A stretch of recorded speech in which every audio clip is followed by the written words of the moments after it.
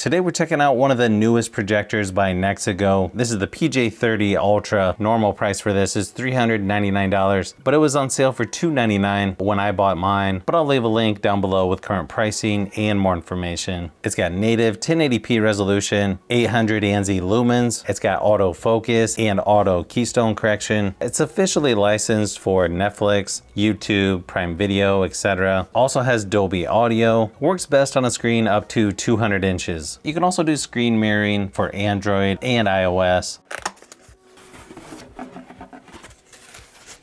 Inside the box, you got the user manual and cleaning supplies. A little bit bigger power cable. Looks like what you would see with most computer monitors.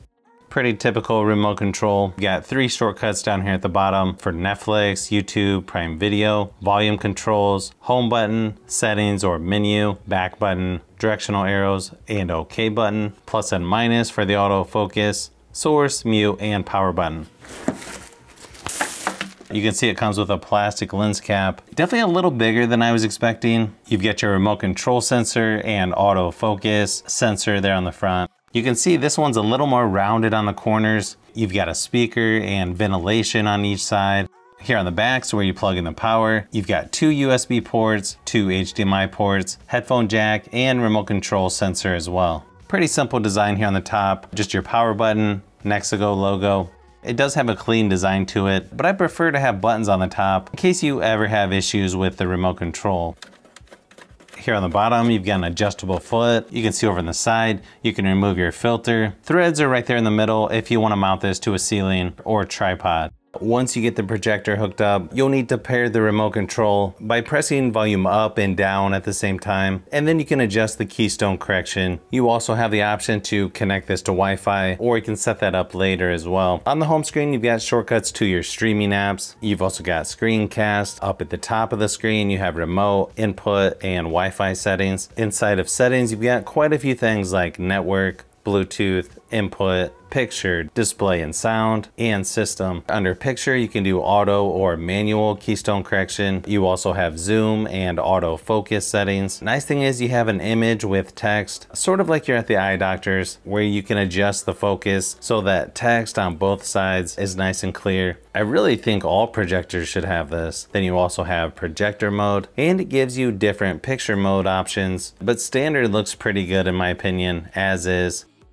Under display and sound, you have brightness mode, sound output, auto volume, and keytone. Under system, you can do software update, language, time, and restore to factory settings. And of course, you can connect any other streaming device to this projector like Chromecast with Google TV, Roku, Fire TV, and so on, to use all the apps that you normally would. The picture quality on here is actually really good, which isn't a huge surprise if you're used to the PJ20 and PJ40 projectors from NexiGo. It's got good contrast, color seems fairly accurate, and it's plenty bright enough for indoor use, especially if you turn all the lights off. Another advantage of this projector over some of the others I've tested is the quality of the built-in audio. It's really nice even at lower volumes. I don't think I've had to turn it up past halfway, and it seems to have decent bass to it as well. Probably not as good as external speakers, but definitely one of the better projectors I've tested as far as built-in audio. Here's a quick sample just to give you an idea of what it sounds like. But I know you too long, it hurts to watch your blue eyes fade to gray as you fade away, as you fade away.